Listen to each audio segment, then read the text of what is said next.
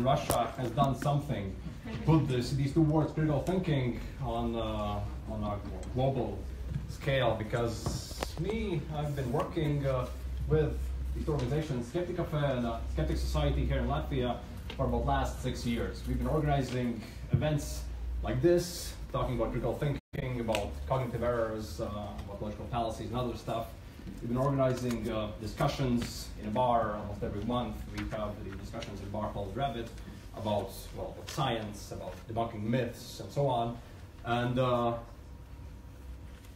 2 or 3 years ago, when Russia invaded Crimea, when Brexit happened, when Trump won, there's been a lot more attention than usually, because there is a sense that the world has somehow changed, that we're not that rational, the world is not that rational, that the whole sense how to look at ourselves, how to look at the world has changed for the last 3 years. And I'm going to go straight into the presentation, because that's why you've come here. But first, a small psychological experiment. So look at these two circles. So for a fact, I know that these circles are not equal. You might think they're equal, they're not. So what do you think? Which of these circles is bigger, which one is smaller? So raise your hand if you think that the red circle is the smallest circle. Okay, thank you. So raise your hand if you think that the blue circle is the smaller one. Okay, only a few. Okay. So, well, these circles are equal. Both are the same size. And so what have we learned here? The idea is very simple. It's extremely easy to manipulate people. It's extremely easy to give a suggestion from authority perspective. Then you saw that people were raising hands, so you felt social pressure. You felt that other people are raising hands. Well, I must be wrong. How can they see that the red circle is smaller? If they raise their hand, I must raise my hand as well. And this is something I'm going to talk about as well. The first part of the presentation is about, well, we don't live in a rational world. We've never lived in a rational world. Then I'm going to talk a bit about what critical thinking is, and then in the end, logical errors, cognitive errors, and fallacies. So because if we read the media for the last 2-3 years with Trump, Russia, Brexit, and everything, so there's this idea that we used to live in a truthful world, and now we live in a post-truth society. So we used to live in a world where rational thinking, facts, analysis ruled, but now we live in a world where beliefs, emotions rule. It does not matter that the statistics about crime in the US say that crime is down. If Americans feel that the crime is up, it must be up. There must be something wrong. It does not really matter it matters what you believe, what you feel. It doesn't matter what the facts are. But I will argue in the beginning that, so there's no such thing as the fact era. Trump happens, Russia invades Crimea, starts propaganda campaigns, Brexit happens, and then we live in a post-fact world.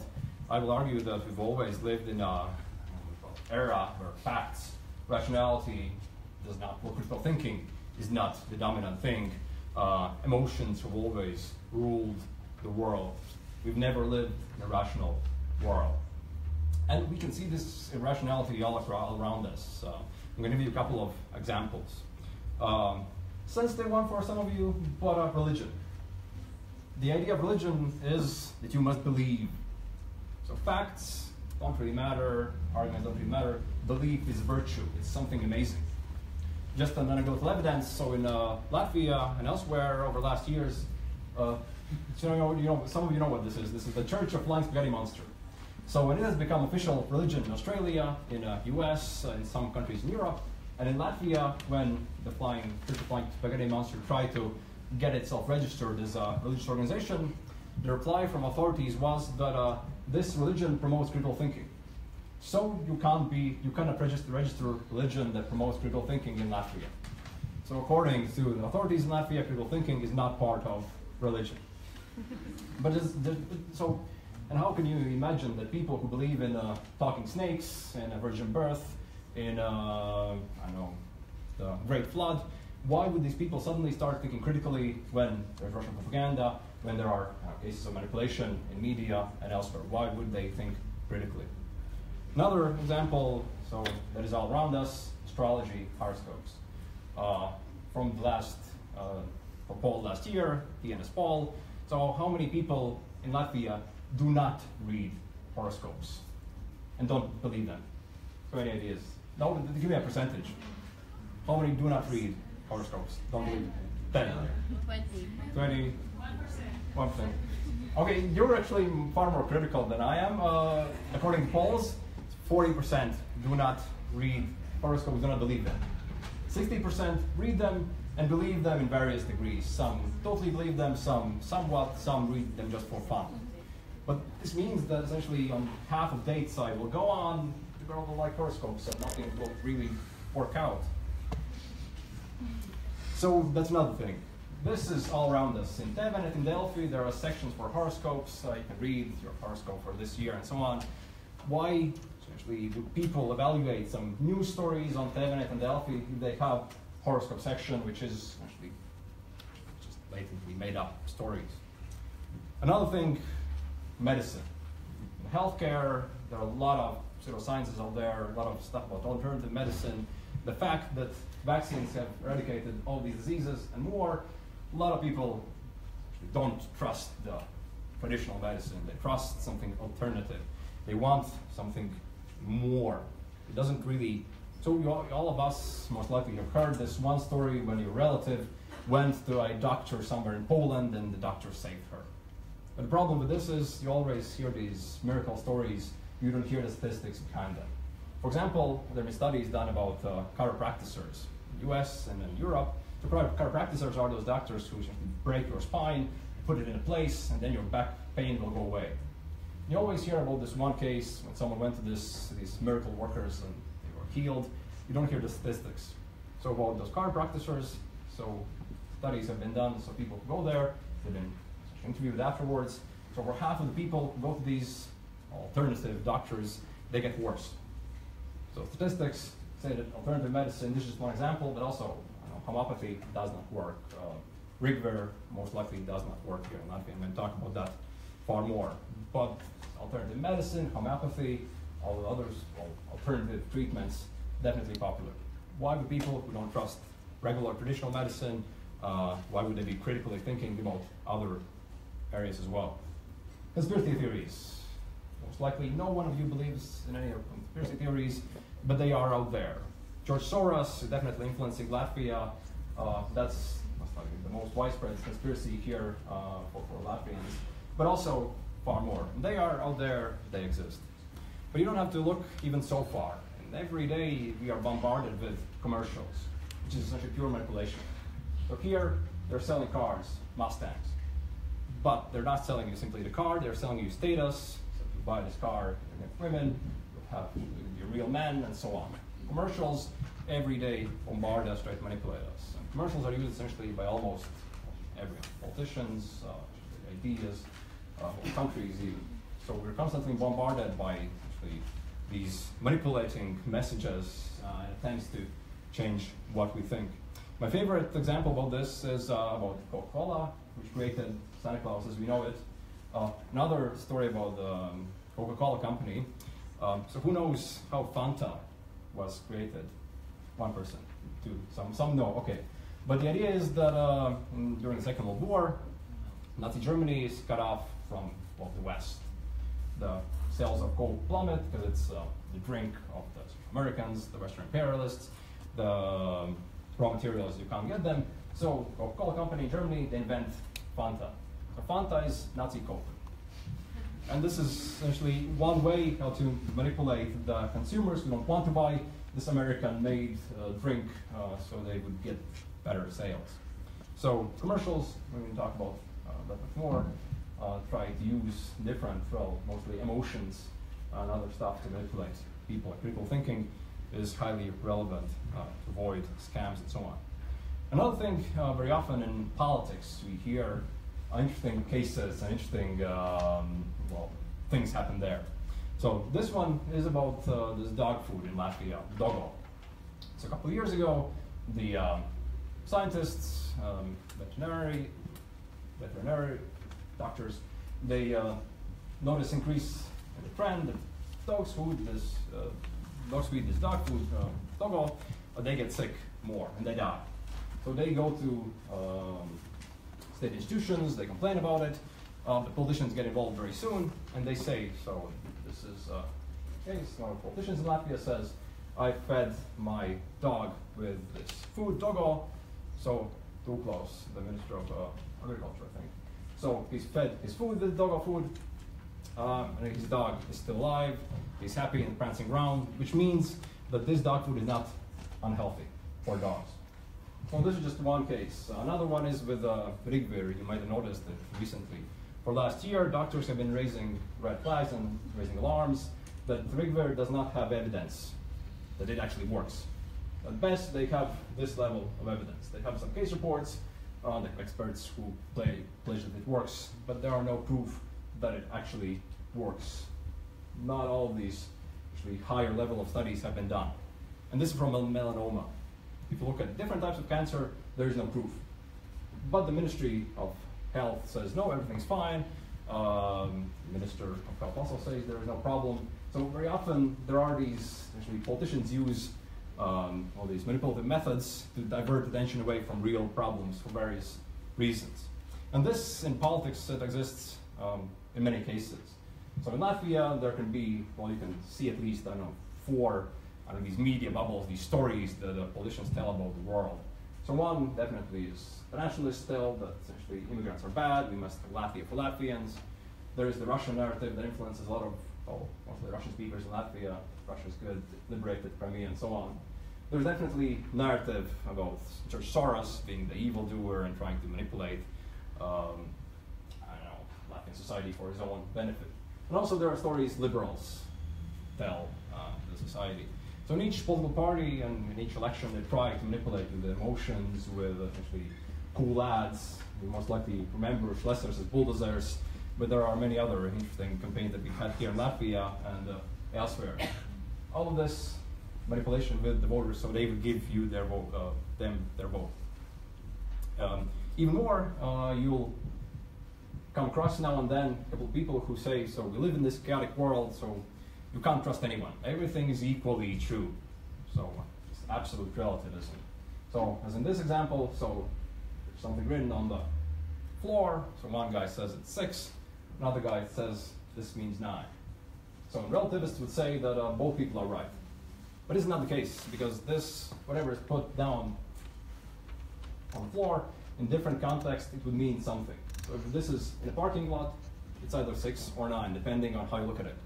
In certain contexts, it might be a small letter g. So there is such a thing as objective truth, and we can find a way how to access it. But at the same time, so there are people who say that everything's relative, you can't find true anywhere, the truth is somewhere in the middle. Not the case, there is such a thing as objective reality, and we can try to move closer to it, we can try to find what is real and what isn't real. But for last, as I said in the beginning, for the last 3 years, something has changed. The world has changed. The reason this room is full, when I'm talking about critical thinking, means that something has happened. One thing is Russian propaganda. We've seen it in Latvia ever since early 90s. Russia has always told stories about Latvia, about other states, that are much different from what we read in the Latvian media, Western media. But over the last 3 years, since the Crimea, with more intensive campaigns, Russia Today, another, first Baltic channel, other channels, much better quality.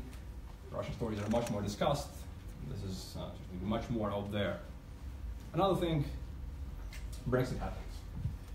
Major thing, major event, where actually, well, this is politically actually debatable, but a country in Europe makes a decision that is bad for them. Majority of people actually make a mistake. Because if you look at economic data, leaving Europe will be bad for British economy.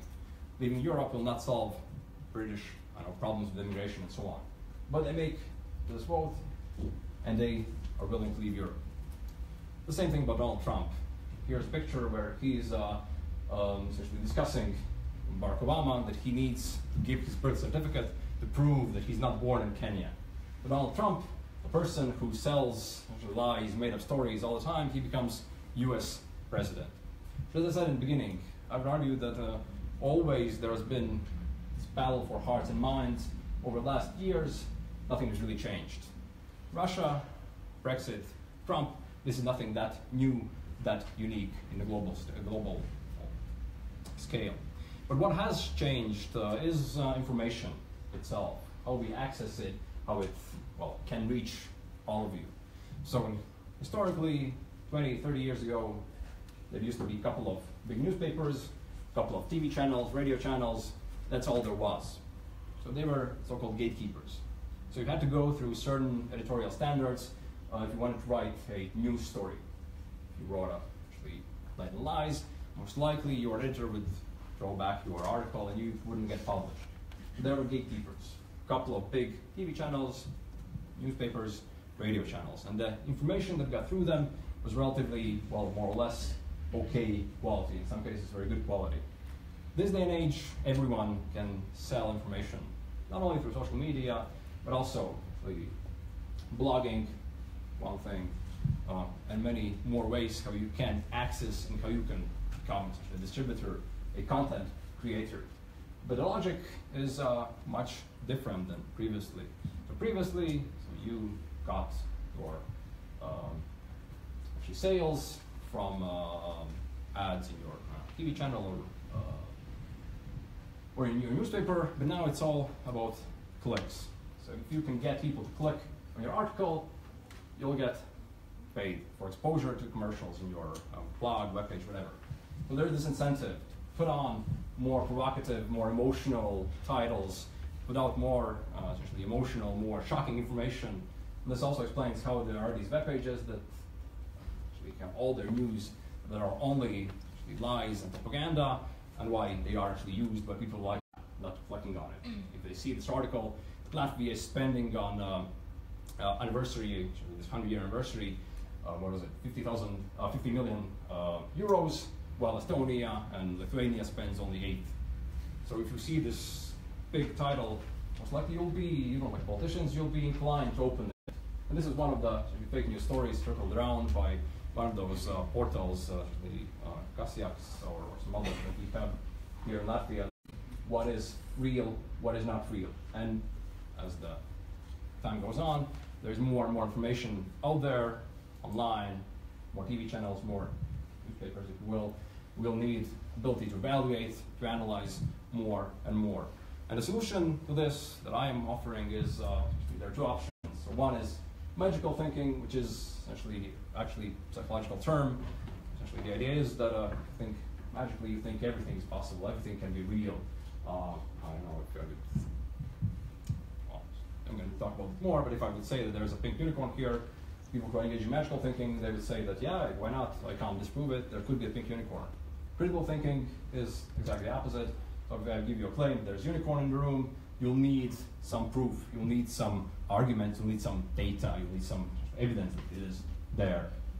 So another solution, so on one hand, lies, other side truth. So there are things that are certainly wrong, there are things that are closer to truth. Belief, and on one hand, evidence and facts on the other. But it is not, because it is not enough to only debunk stories, because for the last years about Russia, we've heard quite often that we must debunk Russian propaganda, we must tell the truth about NATO, about NATO soldiers here, and so on. The problem with that is that if you don't give people the skills, think for their own, you can debunk a couple of stories, but it's not going to solve the underlying problem. So this is one of the reasons why SkeptiCafe, me and my colleagues, for the last 6 years, we've been talking in universities and schools about critical thinking, about what it is, about how to make better decisions, how to think better. And if this is not everything that I've mentioned up till now is not enough, this is from World Economic Forum, this international organization that promotes globalization, trade, and so on. And what they've done in their research, they've interviewed the top businessmen from international corporations, and what are the skills that the workers will need need now, and will need in the future. So 2015, critical thinking is in the 4th place. In the future, critical thinking, 2nd place. The idea is there'll be more and more information. There'll be more and more fake information, with more information that is useless. In the future, you'll need some skills, abilities to evaluate what is true, what is not, what is real, what is fake. So what is critical thinking? So first of all, it is a skill. It's something you're not born with. So a kid that is born is not a critical thinker. Then throughout life, through school, through university, even now you can develop this tool. So if there's a person who doesn't know how to think critically, there's a, well, don't worry, you can actually work on these skills. This is useful for everyone because everybody here has some cognitive errors, makes mistakes when they think. And I'm going to give you one example. For example, lawyers. You'd all, I think, agree that lawyers should be rational, should make decisions based on facts, on evidence, on case material. But in reality, there's been study done in Israel. So 8 judges who are working on parole boards. Parole boards are essentially when you're a prisoner, when you've been in prison for 10 years, you can write this application that you've been a good prisoner, you haven't broken any rules in prison, and you should be let out of the prison before your prison term is out. So here, we are the rulings of the judges. So this is the percentage of the people who are given parole, who are released out of prison, and this is time. So this is morning, and then there's a break in the morning, they work some more, then there's lunch, then they work some more. So when judges who should make decisions rationally, who should make decisions based on some rational grounds, when they start to work, they release from prisons roughly 60–80% of the people who've applied for parole. As the day goes on, they become tired, they become grumpy, the number of paroles goes down. They take a break, number of paroles jumps up again. Closer we get to lunch, number of paroles gets lower. After lunch, it goes up very high as well, then decreases. So judges, who shouldn't be affected by emotions, are affected by emotions on a large scale. And this applies to every one of us. So we all, even if you think you're a critical thinker, we all have cognitive errors, we all have essentially, problems with thinking. We don't make rational decisions all the time. Another thing, so critical thinking is both about finding problems with judges and others, but it's focused at yourself as well. So it is about asking, how do I know what I know? Because all of us, we've been taught things as a kid. So your parents thought, do this, do that. School thought, do this, do that. Religion, whatever, you've been taught things. And unless you evaluate them on your own, you're not going to know whether this is true or not. When I was a kid, and this is completely crazy, so I was in a camp, and for some reason, this lady in camp, she said to me that if I put my hands like this, behind my back, after I eat, the stomach's not going to work. And I believed that until I was 16 or 15. Because she was someone in authority position, why would I not trust her? So when everyone has these silly things taught by parents, by camp counselors, by some authority figures in their lives.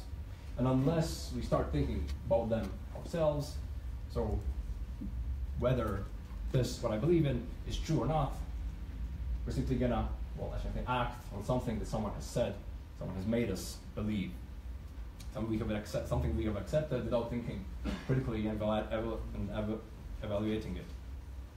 So critical thinking is thinking about how our thought processes work, about what the cognitive errors that I'm going to talk about in the next part are. Critical thinking is seeking evidence. It is about finding data, finding proof, finding studies that support your claims, finding arguments that are good, that are bad, evaluating information. And some of you might say that, science can't explain everything. Science can't explain love, and so on. But science can explain quite a lot. And about love, with psychology, there are a lot of things psychology has done. There are definitely a lot of things, actually what would be, psychology would say, it's healthy relationship. About almost every aspect you can come up with, there have been studies. Astrology, studied, doesn't work. Acupuncture, studied. Works only to relieve pain, nothing else. So you can find a lot of data about almost everything out there, as long as you are evaluating your own thinking and looking. So critical thinking is both against yourself and about what others are saying. You must evaluate what you believe in. You must look for actually facts, evidence that other people, what ideas other people are presenting. Because the idea behind all of this is in what kind of world we want to live in. A world where magical thinking, when everything people believe in, well, they assume that it is real, or we're going to live in a world that is ruled by evidence. And in a lot of cases about medicine, about health, about some personal decisions and so on, a lot of people don't rely on science.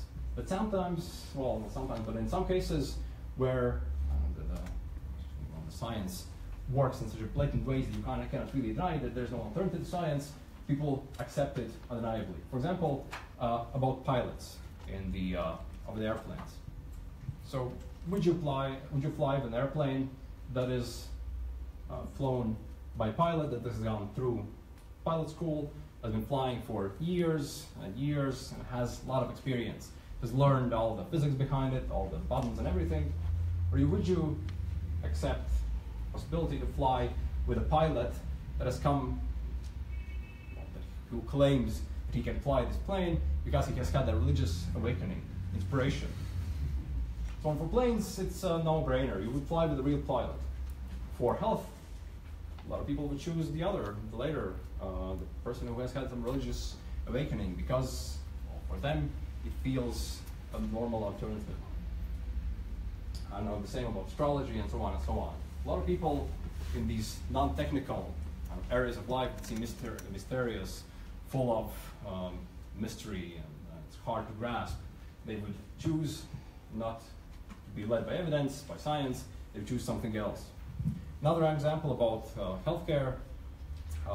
So no one prays if there's been, if a leg has been amputated or an arm has been amputated. No one prays for the leg or arm to grow back. It makes no sense. But if there's a big tumor on the inside of your body, you can't see it. It feels mysterious, magical.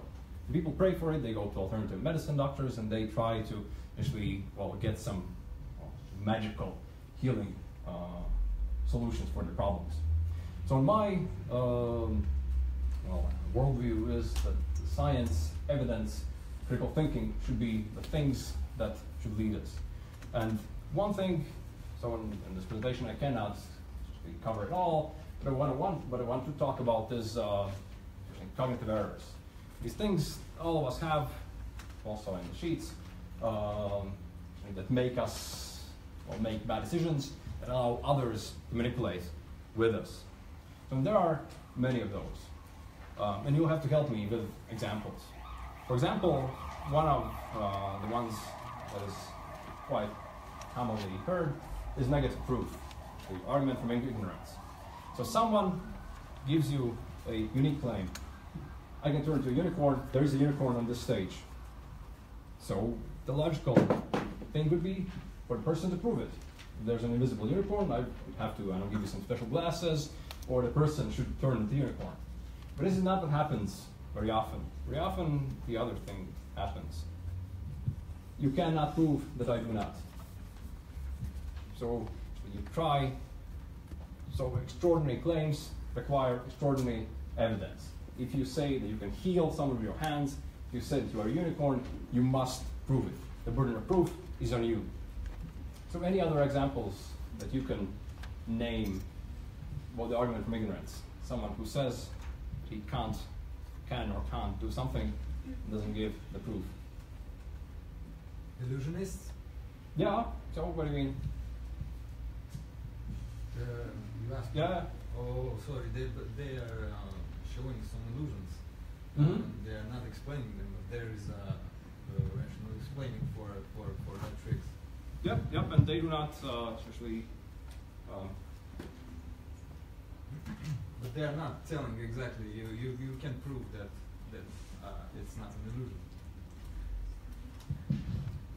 Yep, they essentially say that this works. You can't prove that it doesn't. Magic. Yep, it's magic. Yep, that's one of the cases. Another example of these cognitive errors is false dilemma. So you're presented an argument, so it's either, I don't know, for example, George Bush, after 9/11, he says you're either with America or you're with terrorists. So it's either black or white. But very rarely the world is black and white. Usually it's shades of gray. So either it's not that you're with terrorists or you're with the US, it is somewhere in the middle. You can live in the Middle East, you can hate terrorism, but you don't have to support the United States at the same time. So any examples that you can come up with this? Yeah? You're either male or female. Yeah, that's highly debatable, but yeah, that's yeah. A lot of people will say that it's a spectrum. So yeah, you can feel fully as a male, fully as a female, but there could be problems in the middle as well. Anything else?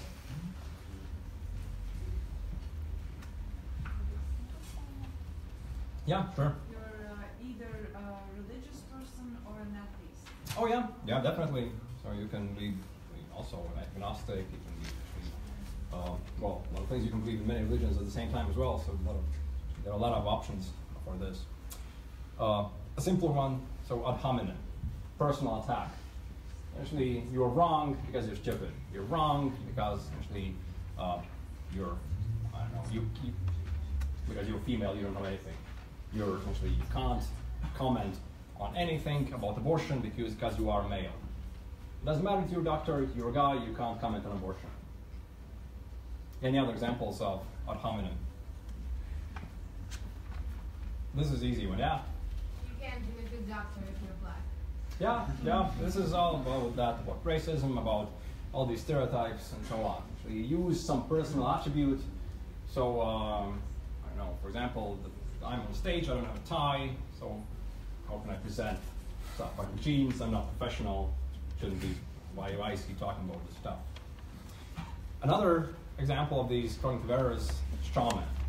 So you're talking with someone and you exaggerate what he or she has said to make your argument easier to defend. So this is essentially, I don't know, very easy. So I know you're talking about, immigration. So if you support acceptance of 500 people here in Latvia, strawman would be, so you want to make Latvia into Muslim caliphate. There's these extreme exaggerations of your opponent, what the opponent has said, and what he has done.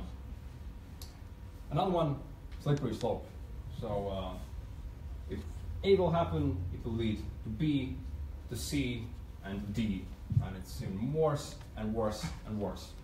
The same example with immigration, and you can hear this very often in Latvia.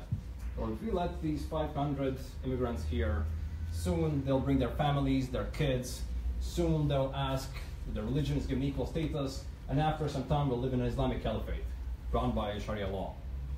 So essentially these emotional exaggerations that make something not that horrible, so 500 people is not a big deal. But these exaggerations, they make it much more crazier than it actually is.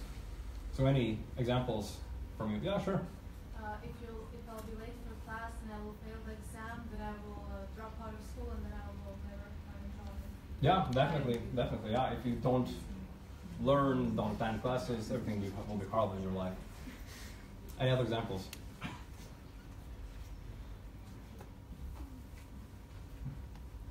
So yeah, sure.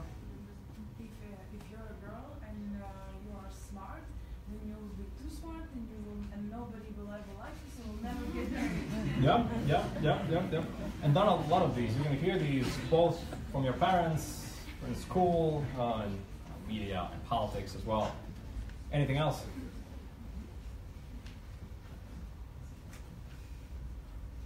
Anything else? This is it's not that hard. Okay, so no slippery slopes anymore. Okay, so another one, circular reasoning. So you refer to the claim you're trying to prove. So in religion, very often, so the Bible is true because the Bible says so. So God exists because who wrote the Bible? So you refer to the thing you're trying to prove essentially on your own. Any examples of this that you can come up with? Sure. Trump is smart because he says he's smart. Yep. That's totally circular reasoning. And there are many examples of this as well that you can hear. So, faulty generalization. Already touched upon this. All Muslims are terrorists. So what's the percentage of, well, not Muslims, but let's say all immigrants are terrorists. So in 2015, roughly a million immigrants came to Europe. How many of them were connected with acts of terror? And I guess, yeah, 20%, 2%. What is it? 20 people. 20 people. Yep, you were actually correct. So out of a million people, 26 were connected with acts of terror, so it's 0.003%. But what you can hear very often out there in media, actually by people who are against immigration or Muslims, that they're all terrorists. If you let them in, terror will follow. The people who commit acts of terror are usually ones who were either born or lived in Europe for a longer period. Immigration, yes, there are risks, but immigrants, even Muslims, they're not, all of them are not terrorists. So these broad claims without evidence, or essentially if you, for example, you've been to, let's say, Rome, and you're waiting for a bus, and the bus was late. So you assume that you go back home, and then you say to relatives that all the buses in Rome, they're absolutely horrible. The public transportation system is much better in Riga. But you can't really know that. If you lived there for a week and took the same bus, then you could try arguing that this one specific bus is always late, so this one bus is, well, never on time. But to make this claim so that the buses are always late, you'd have to have data, you'd have to have essentially analysis, you'd have to have essentially big sample over a longer period to make this claim that all the buses, the traffic is horrible in Rome.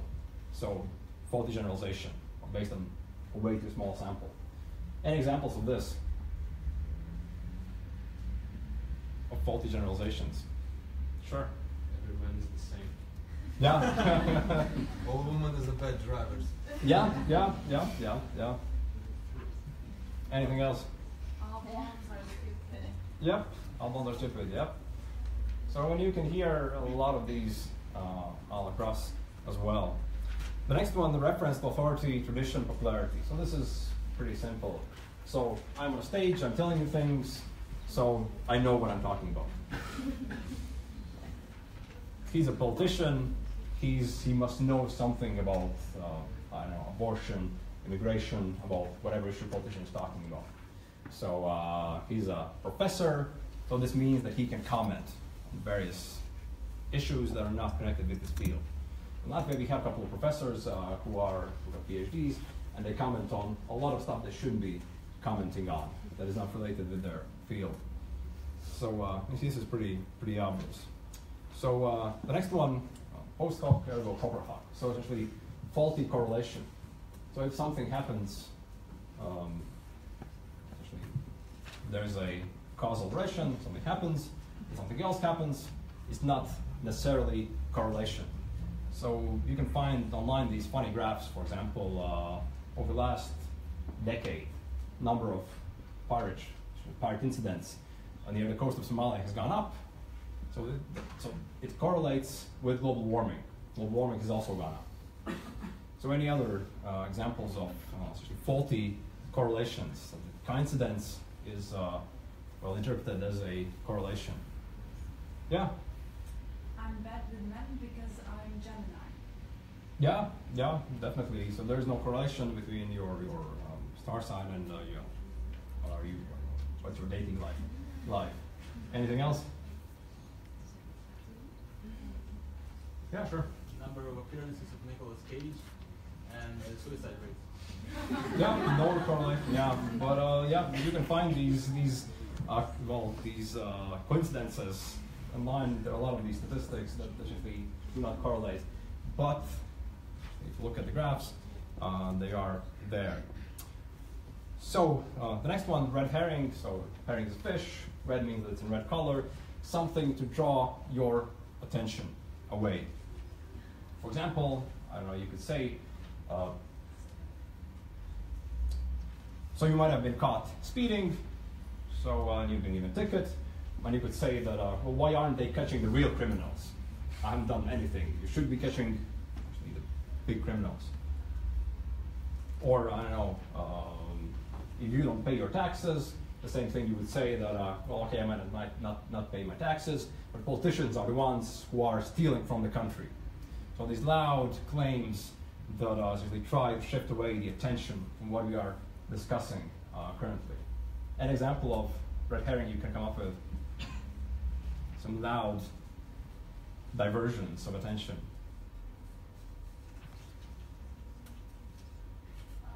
Sure.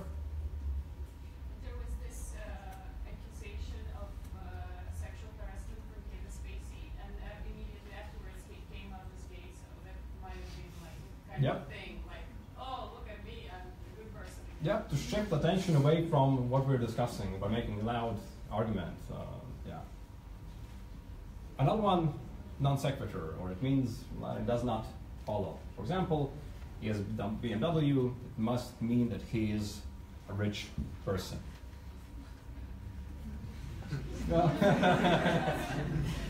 Anything else? Any other examples of this?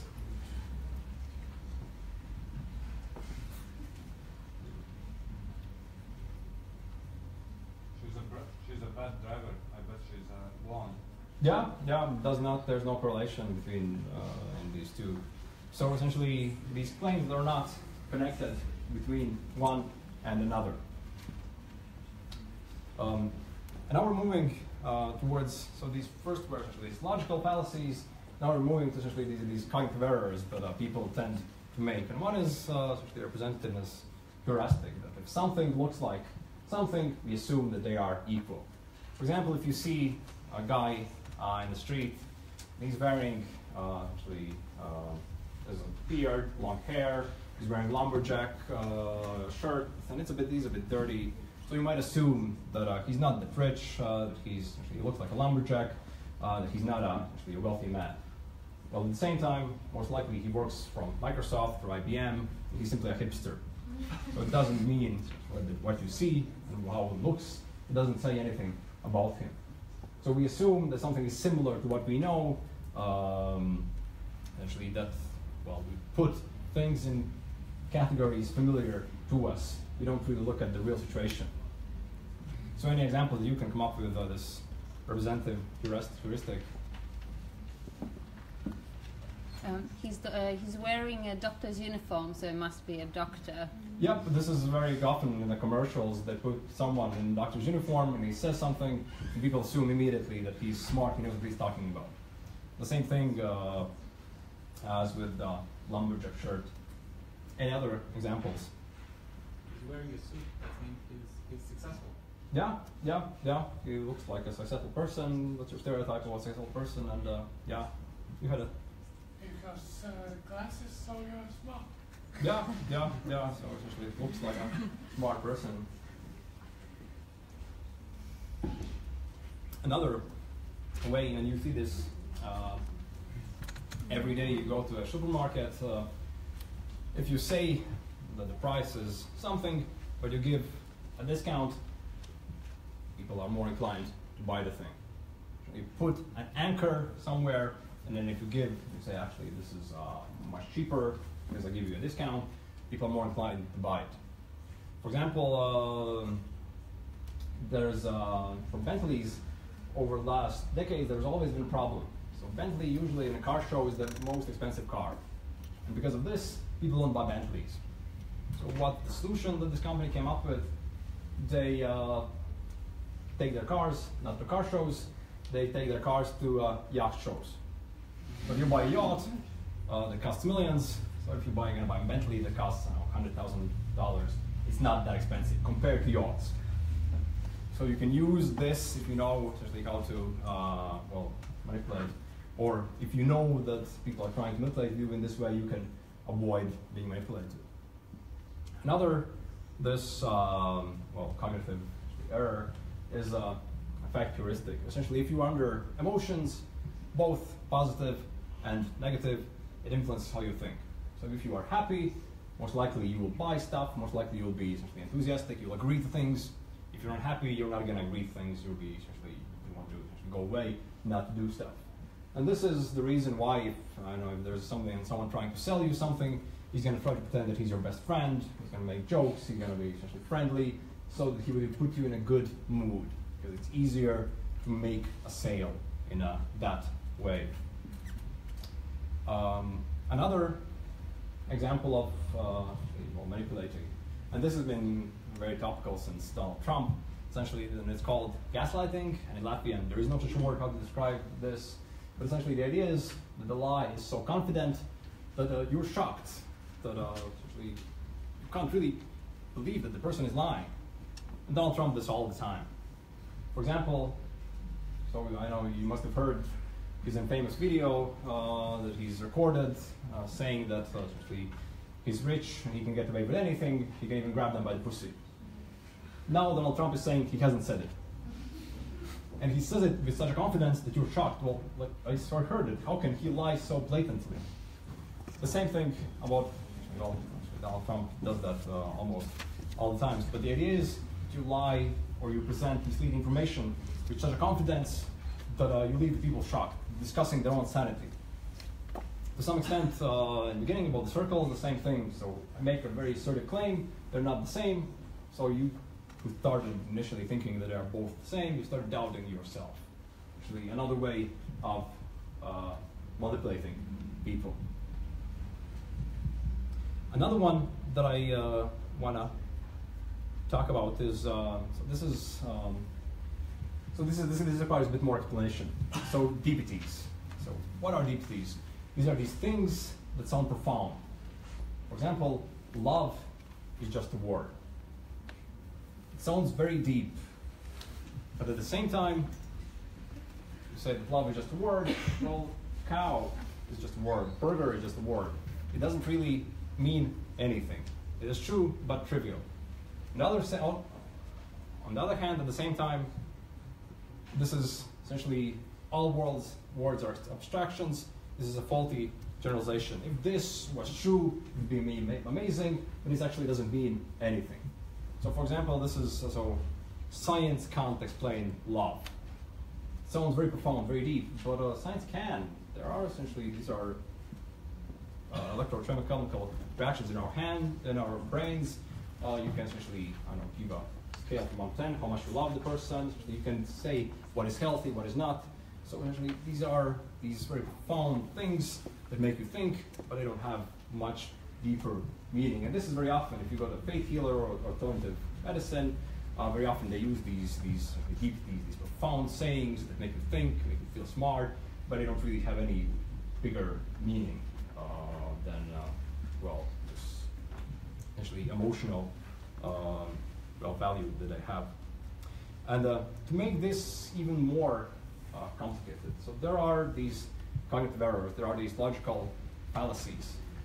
But even if you make an argument with a logical error, it doesn't mean that you are incorrect. A fallacy or fallacy. If you say that smoking is bad because it stinks, this is a logical error, but it doesn't mean that smoking is not unhealthy. So you can have bad arguments, but it doesn't mean that you are incorrect. Even more, if you have all the best arguments that you can come up with, if your reasoning is totally sound, if you don't make any cognitive, logical fallacies, any errors, still, at the same time, people tend to agree with what they believe. For example, and this is the so-called backfire effect. For example, if you are deeply religious, most likely I lost you at the third slide when I said that religions are not actually, they're not critical thinking, they are a problem. Because if you don't agree with something, most likely you're not gonna listen to what the people are saying. You're gonna try to find the faults in their argument, faults in what they are saying. You're not gonna listen to what the person is saying. So you might have the best arguments, you might have the best cognitive skills, but it might not convince the people of what you are saying. So where do we see logical fallacies? And I'm going to ask you this in a second. I'm going to give you a small practical task before. So this is a short video from a movie, Thank You for Smoking. So how many of you have seen this movie? Some people have. So this is essentially the movie about everything that I've been talking about.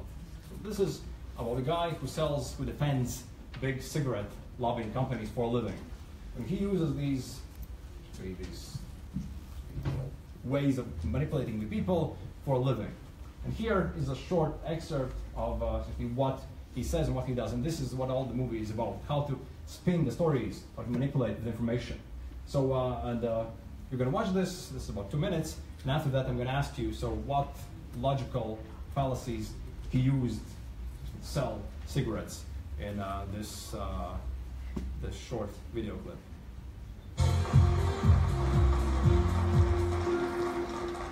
Robin Williger. He is a 15-year-old freshman from Racine, Wisconsin. He enjoys studying history. He's on the debate team. Robin's future looked very, very bright. But recently he was diagnosed with cancer, a very tough kind of cancer. Robin tells me he has quit smoking, though, and he no longer thinks that cigarettes are cool.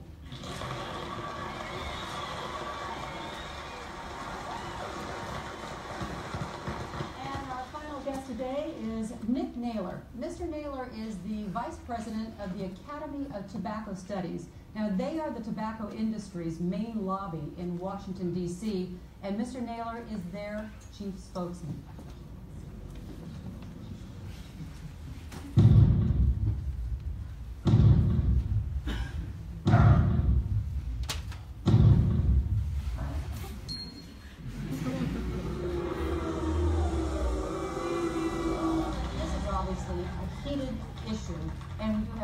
We want to cover today. Nick, do you have a question? Joan, how on earth would Big Tobacco profit off of the loss of this young man? Now, I hate to think in such callous terms, but if anything, we'd be losing a customer. It's not only our hope, it's in our best interest to keep Robin alive and smoking. That's ludicrous. Let me tell you something, Joan, and please, let me share something with the fine, concerned people in the audience today. The Ron Goodies of this world want the Robin Willigers to die. You know why? So that their budgets will go up. This is nothing less than trafficking in human misery. And you, sir, ought to be ashamed of yourself. I ought to be ashamed of myself. As a matter of fact, we're about to launch a $50 million campaign aimed at persuading kids not to smoke. Because I think that we can all agree that there is nothing more important than America's children. All right, now that's something that we're going to want to know more about. But I have to take a short break. Hang on, a lot more coming. So, any ideas what logical errors, cognitive fallacies he used here? Because there are a lot of them. Red herring. Red herring. In what way? Because he moved this talk from health and cancer to trying to save children. So it was Yep, moving the topic to something totally unrelated to actually attacking the opponent. That he wants kids to die because he's gonna, essentially peddle emotions that he's gonna create a new 50 million fund to help cure cancer and so on and so on. Totally unrelated topics. Something else? Yeah, sure. Slippery slope. Because Slippery.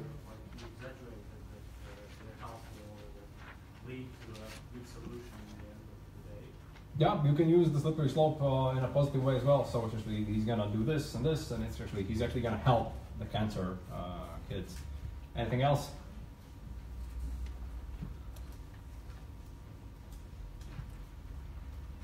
So what about emotions?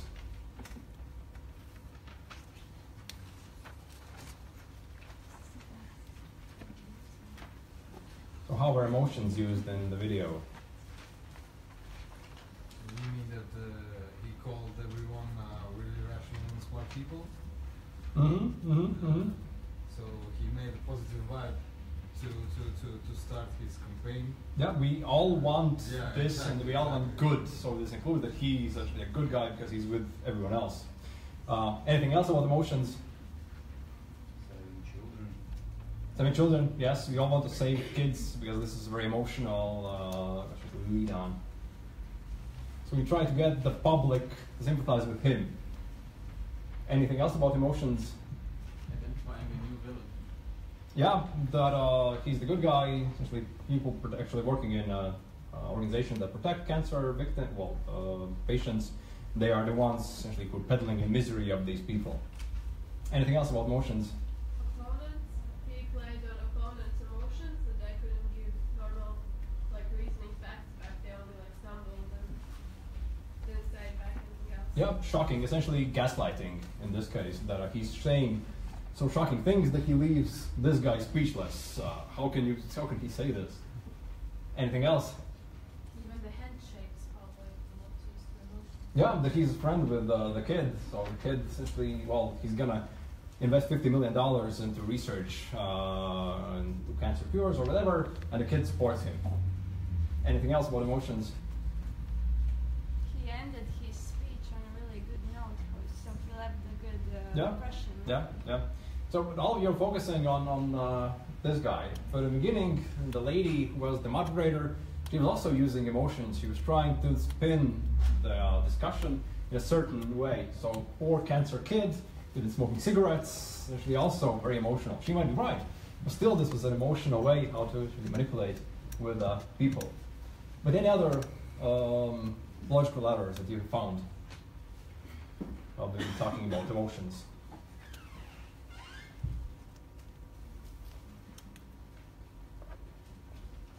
So anything. So adham. Well, actually, I can put the video from the. Let's see if this actually works. Oh no. Okay, we'll have to watch it again. The whole thing. And see if you can see something more. Robin Williger. He is a 15-year-old freshman from Racine, Wisconsin. He enjoys studying history. He's on the debate team. Robin's future looked very, very bright. But recently he was diagnosed with cancer, a very tough kind of cancer. Robin tells me he has quit smoking though, and he no longer thinks that cigarettes are cool.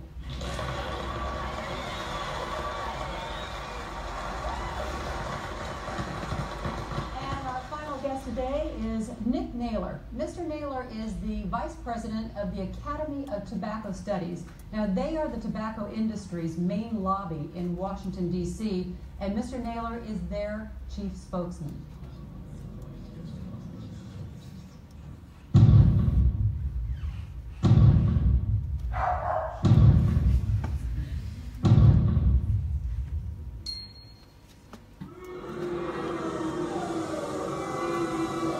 This is obviously a heated issue, and we do have a lot that we want to cover today.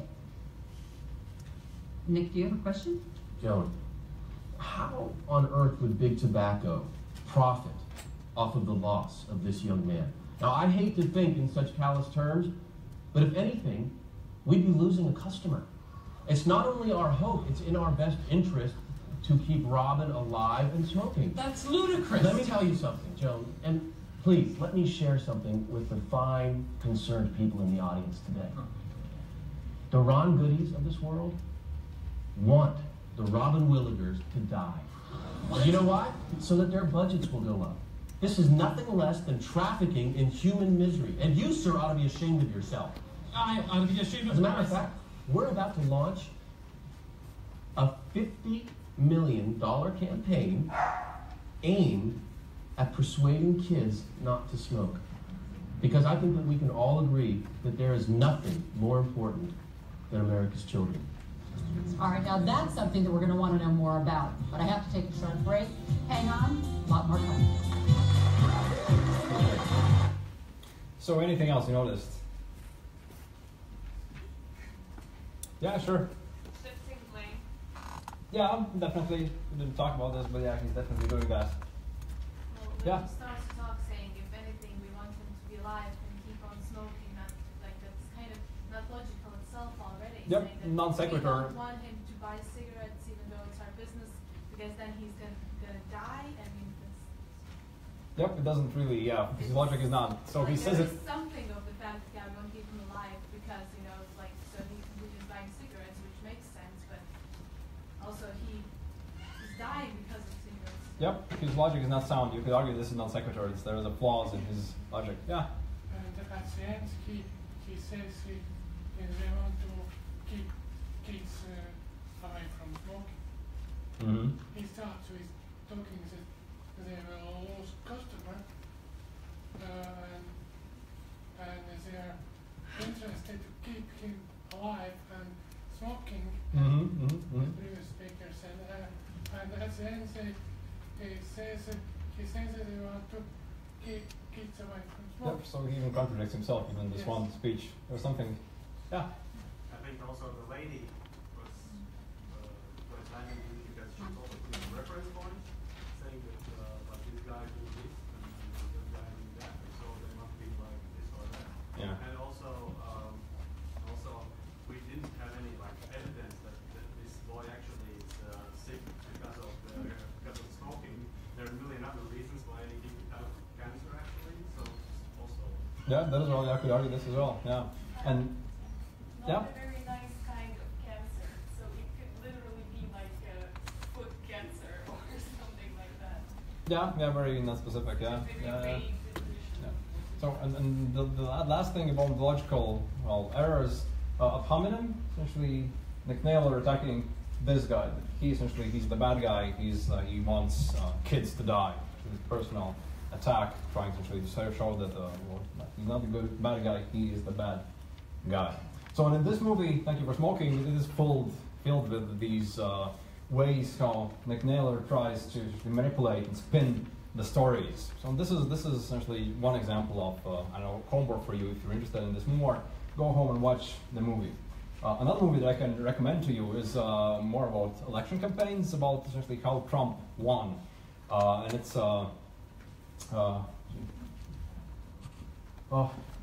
suddenly skipped my mind. I'm gonna remember this a bit later. But there's a movie essentially about election campaign in one of the Central American countries, and the same thing, how to essentially manipulate the people by using these faulty arguments. And the movie is called Our Brand is Crisis. So if you want to see more examples of how these are used in every day, Our Brand is Crisis, Thank You for Smoking, 2 things you can do as a homework. So, and I want to ask to you the next question that I raised previously. So where do you see in your life these logical fallacies, these cognitive errors? Any cool examples that you've stumbled across? All around, actually. Yep. Mm-hmm. Just one example. I know school, maybe friends. It's the same because not everyone is not thinking the same way. It's just like everywhere. Yeah. Okay, there are ones, but something specific, just an example that you. Yeah, sure. Comments in Delphi. Well, yeah, that's something unique. Yeah. But something along the lines of these cognitive errors, a friend of yours has said, you've heard from politicians. For example, one thing that is really big now is about the Istanbul Convention against the violence against women and so on and so on. If you listen to what politicians say, what some of the bishops, priests say, that if we vote for this convention, if it is ratified, then the next step is going to be essentially gays will be able to marry. I will teach kids in schools about homosexuals. We'll want kids to become homosexuals in schools and so on and so on. Which is essentially a slippery slope because the convention is not about that. It's about violence in homes, not only against women, against kids, against men as well. So slippery slope that is used by politicians to discard this convention. Anything? Yeah, sure. I just want to continue with that. Mm-hmm. The thing that was I think even more funny was that it's bad because it's from Turkey, because the name Istanbul is there, and so it's from Turkey, and it must be bad, and it's Muslims there, so it's extra bad because of the name Istanbul and the convention's name. Okay. Haven't heard this one, but yeah, definitely that's a problem for some people. Anything else? Gaslighting. Mm-hmm. So in these campaigns, it's totally lies with no relation with content of this document. Mm-hmm. Yeah. Essentially, people the asociācija ģimene and others actually blatantly lying. So they say that this is actually about homosexuals. It's not. There's no real thing. But for a lot of people who read this, they haven't read the convention itself. They start thinking. Essentially, the same as I said in the beginning. So these circles are not the same. So there is something about homosexuals unconventional. People who don't get involved, who don't read a lot, they buy this argument. So, yeah, sure. Just commercials all around. For example, toothpaste. 9 out of 10 people have tried it and it worked. So it will work for you. Yeah. So that's the social proof as well. So when you saw in the beginning people raising hands, you felt the pressure that you must do what everyone else is doing. And there have been countless studies about this. For example, in a study, so there are 10 people who are participating in a study. 9 are accomplices. Only the last person is actually the subject of the study. And there are 3 lines drawn on the wall. So one is short, one is medium length, one is longer. So the task is for all the subjects to say which line is the longest. And from first till 9th person, everyone lies. Everyone says that the middle line is the longest. And most likely the last person will also say the wrong answer, that the middle line is the longest. Because he or she will start doubting herself or himself. Because that's simply how our psychology works. We feel this peer pressure. And there have been a lot of studies done on this. Another one about peer pressure. So parking lot, 2 scenarios. One, the parking lot is clean, so there's no trash. Another scenario, the parking lot is filled with trash. There are papers on the ground and so on. And the car, the cars in both scenarios, there are these flyers put behind the windscreen wipers. These flyers are put, so essentially this piece of trash is put on your car. And if the parking lot is clean, the people will take the flyer, they'll put it in their pocket, they'll take it with them. If the parking lot is dirty, they'll take the flyer and throw it down. So they feel that the social norm is either cleanliness, they'll behave as everyone they think behaves, or the social norm is actually throwing stuff on the ground, and they will essentially throw the paper down on the ground as well. So yeah, social proof is a very, very, very important thing for how to influence and manipulate the people. Any other examples of logical error? Yeah, sure. A nationalist politician says whether you agree with us or you are against the country. So yeah, either you are true Latvian, essentially, or you're essentially, you're pretending you're a country. So true Latvians do this, this, and this. If you don't sing in a choir, if you're not in a National Guard, you're not a true Latvian. If you're not conservative, if you agree with the Istanbul Convention, you're not a real, patriot. Yep, so it's either A or B. Anything else? Yeah, sure. The case of Pablo was the kļūdas. Oh yeah, but it's so which logical fallacy? Because I think that's more crazy than just a couple of logical fallacies. That's totally it does not follow. Yep. It's not logical at all. So any other examples? Okay. So the idea of this was simply a brief introduction into what critical thinking is, what are the most common logical errors. And if you are interested in this more, so one thing that I recommend to all of you is to ask yourself and ask me, how can I know this? How can he know this? Be critical at what you are thinking, what other people are telling you, what I'm telling you today. So that's one thing. Another thing is in open-minded lectures, a colleague of mine, Edgars Lapiņš, there's a course in Latvian, open publicly with no pay, about argumentation and critical thinking. So more of this stuff, open, available publicly for free on YouTube, hello, open-minded. Another thing that I can recommend is a very good book, both in Latvian and English, by Daniel Kahneman, Thinking Fast, Thinking Slow. And these are these essentially cognitive errors that I talked about. They are described in the book. So I gave you a couple of examples, but there are far more to this than I had time to go into. And the next thing is, so almost every month, we have these informal discussions, SkeptiCafe, where we have two speakers talk about science, talk about critical thinking, debunking myths. We've had an event where an astrologist was and a psychologist was, and essentially they were debating, so which can predict the future better, which can describe people much better. So actually these events promoting critical thinking, science, and so on.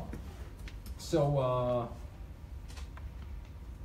because this was just an introduction, so if you want to do more, actually this is up to you. There are a lot of stuff online in English, not so much in Latvian, but you can find some stuff in the webpage of Skeptical Society in Latvian about critical thinking as well. And there's actually go out and look for more information. So questions, comments, conspiracies that you created throughout this presentation.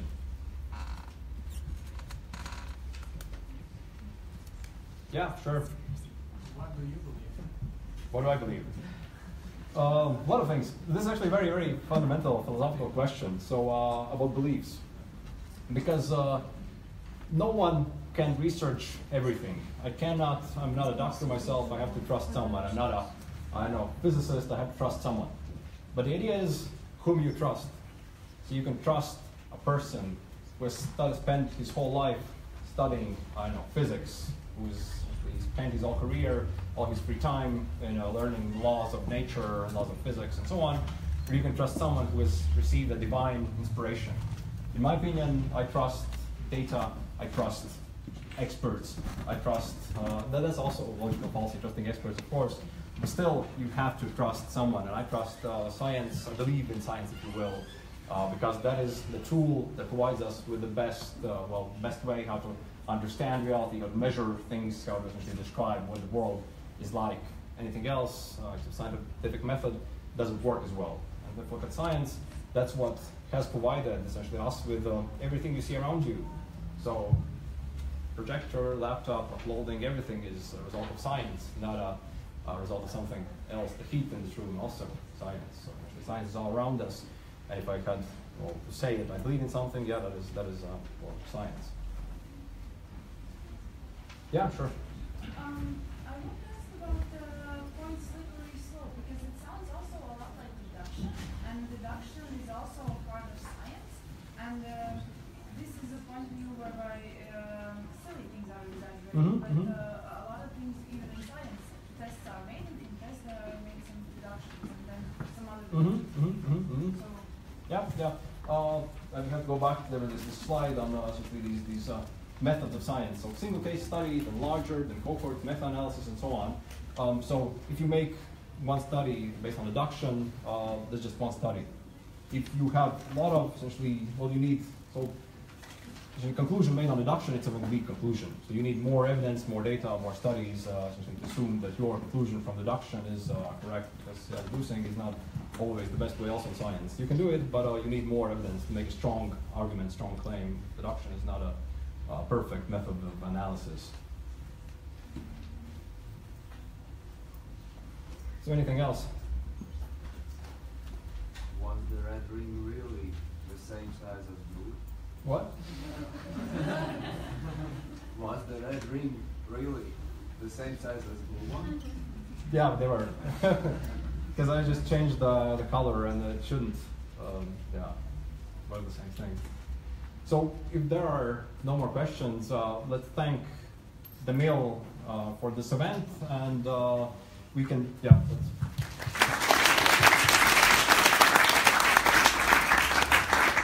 So feel free to roam around, talk to me, talk to one another, enjoy the evening, and thank you.